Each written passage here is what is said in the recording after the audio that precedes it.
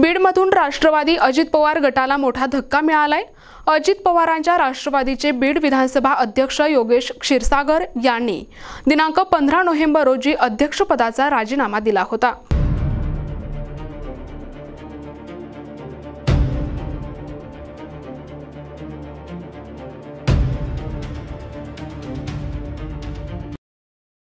दिनांक 16 नोव्हेंबर रोजी छत्रपती संभाजीनगरमध्ये पंकजा मुंडेंच्या नेतृत्वाखाली राज्याचे मुख्यमंत्री देवेंद्र फडणवीस यांच्या उपस्थितीत त्यांनी भारतीय जनता पार्टीमध्ये पक्षप्रवेश केलाय। क्षीरसागर यांच्या या निर्णयामुळे बीडच्या स्थानिक राजकारणात मोठी उलथापालथ होण्याची शक्यता वर्तविली जात आहे। क्षीरसागर यांच्या भाजपा प्रवेशामुळे बीडमधील राजकीय समीकरणे कशा प्रकारे बदलतात याकडे आता सर्वांचे लक्ष लागून राहिले आहे।